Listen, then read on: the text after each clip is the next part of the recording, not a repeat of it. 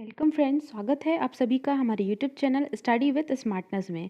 आज हम जिस टॉपिक के बारे में बात करने जा रहे हैं, कार्य शक्ति एवं ऊर्जा से संबंधित सभी प्रश्नों को हमने इस वीडियो में कवर करने की कोशिश की है। एग्जाम पॉइंट ऑफ व्यू जितने भी इंपॉर्टेंट क्वेश्चंस हैं, हमारे जो पिछले वीडियोज़ हैं कार्य शक्ति एवं ऊर्जा, उनसे संबंधित सभी प्रश्न जितने भी बन सकते हैं वो सारे क्वेश्चंस को हम इस वीडियो में आपके लिए लेकर आए हैं। चलिए स्टार्ट करते हैं।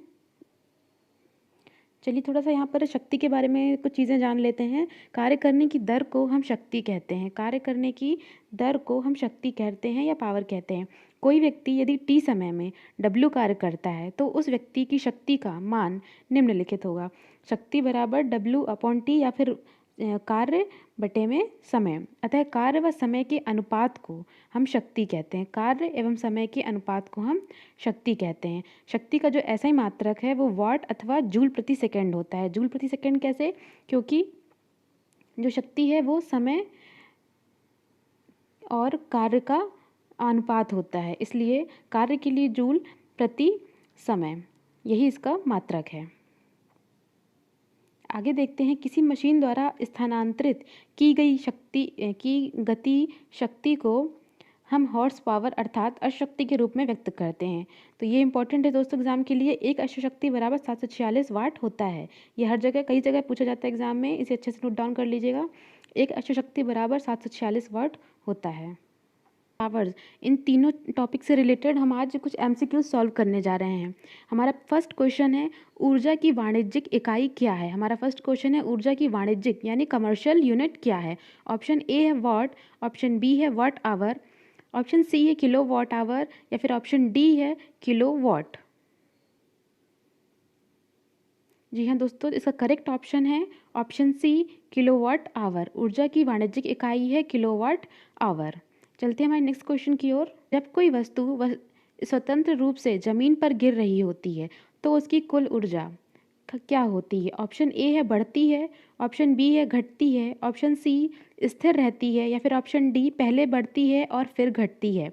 ध्यान से देखिएगा दोस्तों, जब कोई वस्तु स्वतंत्र रूप से नीचे ज़मीन पर गिर रही होती है उसकी कुल ऊर्जा की बात कर रही है, तो इसका करेक्ट ऑप्शन होगा ऑप्शन सी स्थिर ऊर्जा। स्थिर रहती है अर्थात जो कुल ऊर्जा होती है किसी भी वस्तु में, वो किसी भी पॉइंट पर, चाहे वो ऊपर हो नीचे हो किसी भी स्तर पर हो, उसकी कुल ऊर्जा हमेशा स्थिर रहती है। उसकी कुल ऊर्जा में कभी बदलाव नहीं होता है। यही ऊर्जा संरक्षण का सिद्धांत कहलाता है। इसका करेक्ट ऑप्शन है ऑप्शन सी। चलते हैं हमारे नेक्स्ट क्वेश्चन की ओर। यदि किसी वस्तु पर बहुत सारे बल लग रहे हों तथा यदि वस्तु स्थिर अथवा स्थिर अवस्था में हो तो भी उन सब बलों द्वारा किए गए कार्य का मान क्या होगा? यदि किसी वस्तु पर बहुत सारे बल लग रहे हैं, सपोज इस वस्तु पर कई सारे बल लग रहे हैं चारों तरफ से, किंतु उसकी जो स्थिर अवस्था में रहती है वस्तु, तो उन सब बलों द्वारा किया गया कार्य क्या होगा वो पूछा जा रहा है। ऑप्शन ए है 0, ऑप्शन बी है धनात्मक, सी है बराबर या फिर ऑप्शन डी है ऋणात्मक।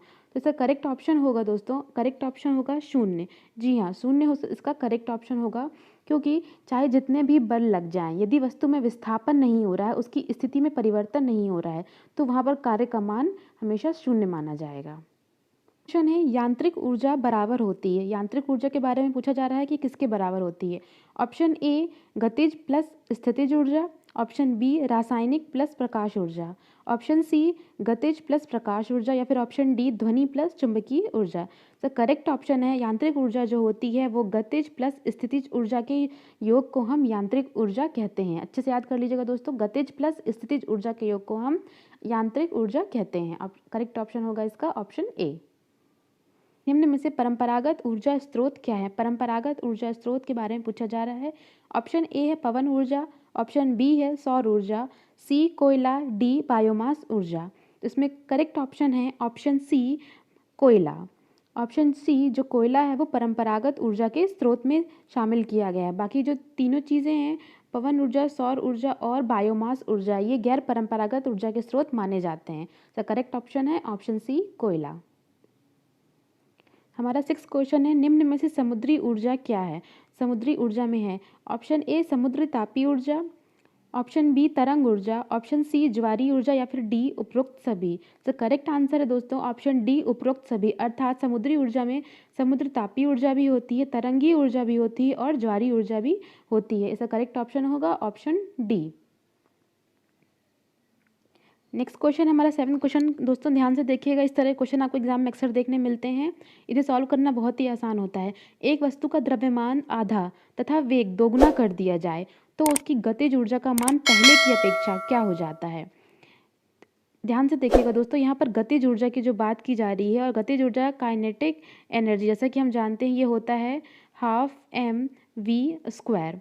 तो यहाँ पर यदि वस्तु के द्रव्यमान को अगर हम आधा कर दें, m/2 कर दें, और वेग को दोगुना अर्थात 2v का स्क्वायर कर दें, तो इसमें पूछा जा रहा है कि इसमें पहले की अपेक्षा ऊर्जा के मान में किस तरह परिवर्तन होगा। तो यहाँ पर देखिए 1/2 अर्थात 1/4 m इंटू 4v²। तो v से v कैंसिल हो जाएगा, हमारे पास बचेगा mv² अर्थात जो हमारे पास पहले थी 12mv² ऊर्जा, अब वो mv² बन जाती है। अर्थात इस पूरी प्रोसेस में गतिज ऊर्जा का जो मान है वो दोगुना हो जाता है। गतिज ऊर्जा का जो मान है, इस तरह की प्रोसेस में हमारे जो गतिज ऊर्जा का मान है वो दोगुना हो जाता है। जी हाँ दोस्तों, चलते हैं नेक्स्ट क्वेश्चन की ओर। हमारा 8th क्वेश्चन है, अणुओं की गतिज ऊर्जा क्या होती है। द्रव में ठोस की अपेक्षा कम होती है, या फिर द्रव में गैस की अपेक्षा अधिक होती है। ऑप्शन सी है गैस में ठोस की अपेक्षा अधिक होती है, या फिर ऑप्शन डी है गैस में द्रव की अपेक्षा अधिक होती है। देखिए दोस्तों, अणुओं की बात की जा रही है, तो अणुओं की जो गतिज ऊर्जा अर्थात अणु किस अवस्था में, ठोस द्रव गैस में से किस अवस्था में अधिक गतिशील होते हैं, अधिक गतिज ऊर्जा उनमें होती है। तो करेक्ट ऑप्शन है ऑप्शन सी, गैस में ठोस की अपेक्षा अधिक गतिशील होते हैं। अर्थात जो अणु होते हैं वो हमारे सबसे ज़्यादा गतिशील होते हैं गैस में, फिर लिक्विड में, और फिर सॉलिड में। ये इनका क्रम होता है। सबसे ज़्यादा गैस में गतिशील होते हैं, फिर लिक्विड में, और फिर सॉलिड में। सो करेक्ट ऑप्शन होगा ऑप्शन सी। चलते हैं हमारे नेक्स्ट क्वेश्चन की ओर। बहुत ही फेमस क्वेश्चन है दोस्तों, आई होप आपको इसका आंसर ज़रूर पता होगा। किस प्रक्रिया के कारण सूर्य में ऊर्जा होती है। किस प्रक्रिया के कारण सूर्य में ऊर्जा होती है। ऑप्शन ए नाभिकीय संलयन, ऑप्शन बी नाभिकीय विखंडन, ऑप्शन सी विखंडन प्रक्रिया, या फिर ऑप्शन डी रासायनिक प्रक्रिया। इसका करेक्ट ऑप्शन है ऑप्शन ए नाभिकीय संलयन। नाभिकीय संलयन द्वारा सूर्य में ऊर्जा होती है। हमारा 10th क्वेश्चन है, जब किसी वस्तु का वेग आधा हो जाए तो, जब किसी वस्तु के वेग को हम आधा कर देते हैं तो इसकी गतिज ऊर्जा मूल ऊर्जा की आधी हो जाती है, गतिज ऊर्जा मूल ऊर्जा की दोगुनी हो जाती है, या फिर गतिज ऊर्जा मूल ऊर्जा की चौथाई हो जाती है, या फिर गतिज ऊर्जा मूल ऊर्जा के बराबर होती है। बात की जा रही है, करेक्ट ऑप्शन होगा ऑप्शन सी, गतिज ऊर्जा मूल ऊर्जा की चौथाई होती है। वेग आधा करने पर ये सेम वही mv² वाले फॉर्मूले में जब आप पुट करेंगे वेग की वैल्यू हाफ, तो यहाँ पर हमारे निकल के आएगा कि जो गतिज ऊर्जा है पहले की अपेक्षा 1/4 हो जाती है। तो करेक्ट ऑप्शन होगा ऑप्शन सी। अक्षय या अनंत ऊर्जा का कारण क्या है। तारे के जो अक्षय, मतलब अक्षय का अर्थ होता है जिसमें कमी नहीं होती है, या फिर अनंत ऊर्जा का कारण क्या है।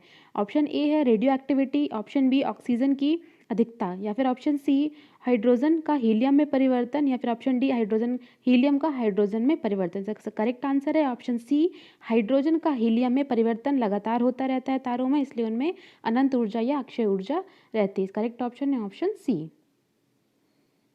हमारा 12th क्वेश्चन ध्यान से देखिएगा दोस्तों, एक पिंड को धरती से किसी कोण पर फेंका जाता है। यह एक वक्र पथ पर चलता है और वापस धरती पर आकर गिर जाता है। पिंड के पथ के प्रारंभिक तथा अंतिम बिंदु एक ही क्षैतिज रेखा पर स्थित हैं, तो पिंड का जो गुरुत्व बल है वह कितना कार्य करेगा। ध्यान से देखिएगा दोस्तों, यहाँ पर बात की जा रही है कि यदि एक पिंड को, सपोज एक बॉल को हम क्षैतिज से ऊर्ध्वाधर दिशा में एक ओर फेंकते हैं और वो दूसरी ओर ज़मीन में आकर गिर जाता है, तो इसमें पूछा जा रहा है कि पिंड पर जो है गुरुत्व बल द्वारा कितना कार्य किया गया। गुरुत्व बल की इसमें बात की जा रही है कि यदि पिंड एक स्थान से दूसरे स्थान पर लाकर फेंका जा रहा है तो गुरुत्व बल द्वारा, जी द्वारा, उस पर कितना काम किया गया है, कितना वर्क लगाया गया है। इसके ऑप्शन देख लेते हैं। ऑप्शन ए है हमारा G = 9.8, बी ऑप्शन है 12mv², ऑप्शन सी है 0, या फिर ऑप्शन डी है mgh। दोस्तों इसका करेक्ट ऑप्शन होगा ऑप्शन सी 0। जी हाँ, ऑप्शन सी 0 इसलिए होगा क्योंकि जब भी हम गुरुत्व बल की बात करते हैं तो गुरुत्व बल जो है वो ऊर्ध्वाधर, जब भी किसी वस्तु को हम ऊपर उठाते हैं तो वहाँ पर गुरुत्व बल कार्य करता है ऊर्ध्वाधर रेखा में, किंतु क्षैतिज रेखा में गुरुत्व बल कार्य नहीं करता है। गुरुत्व बल का मान वहाँ पर क्षैतिज रेखा में 0 होता है। इसलिए किसी भी वस्तु को जब हम पिंड से कितनी भी ऊपर गिराते हैं, लेकिन वो क्षैतिज रेखा पर ही गिरती है, तो इसलिए गुरुत्व बल द्वारा वहाँ पर जो कार्य होता है वो 0 होता है। गुरुत्व बल के द्वारा वहाँ पर किया गया कार्य हम 0 मानते हैं कि वो क्षैतिज रेखा में गुरुत्व बल 0 होता है। द करेक्ट ऑप्शन होगा ऑप्शन सी। हमारा नेक्स्ट क्वेश्चन है, वस्तु का द्रव्यमान आधा तथा वेग दोगुना कर दिया जाए तो इसे गतिज ऊर्जा का मान पहले की अपेक्षा क्या आ जाता है। सेम क्वेश्चन है दोस्तों, इसको भी हम इसी फॉर्मूले से ड्राइव करेंगे, m is half mv square से, क्योंकि गतिज ऊर्जा की बात की जा रही है कि अगर वस्तु का द्रव्यमान आधा कर दिया जाए, सपोज m/2 कर दिया जाए और वेग को दोगुना कर दिया जाए, तो इसकी गतिज ऊर्जा में क्या परिवर्तन होगा। इसका आंसर होगा कि उसकी गतिज ऊर्जा पहले से दोगुनी हो जाएगी। तो करेक्ट ऑप्शन होगा ऑप्शन सी, पहले से दोगुनी हो जाएगी। चलते हैं हमारे नेक्स्ट क्वेश्चन की ओर। किसी निकाय में अभिविन्यास के कारण कौन सी ऊर्जा संग्रहित रहती है। किसी निकाय में अभिविन्यास के कारण कौन सी ऊर्जा संग्रहित रहती है। ऑप्शन ए है स्थितिज ऊर्जा, ऑप्शन बी है गतिज ऊर्जा, ऑप्शन सी है नाभिकीय ऊर्जा, या फिर ऑप्शन डी विद्युत ऊर्जा। इसका करेक्ट ऑप्शन होगा ऑप्शन ए स्थितिज ऊर्जा। स्थितिज ऊर्जा किसी भी वस्तु में अभिविन्यास के कारण ऊर्जा निहित होती है। देखिए निम्न में रासायनिक ऊर्जा का उदाहरण कौन सा है। रासायनिक ऊर्जा का उदाहरण कौन सा है। ऑप्शन ए रसोई गैस, ऑप्शन बी लकड़ी, ऑप्शन सी है कोयला, या फिर ऑप्शन डी है दीपक। द करेक्ट ऑप्शन होगा ऑप्शन डी दीपक। दीपक में रासायनिक ऊर्जा का ही एक उदाहरण है, बाकी सारी चीज़ें नहीं हैं। Thank you for watching this video classes. आपका बहुत बहुत धन्यवाद इस देखने के लिए। लाइक सब्सक्राइब और शेयर करना बिल्कुल भी ना भूलें।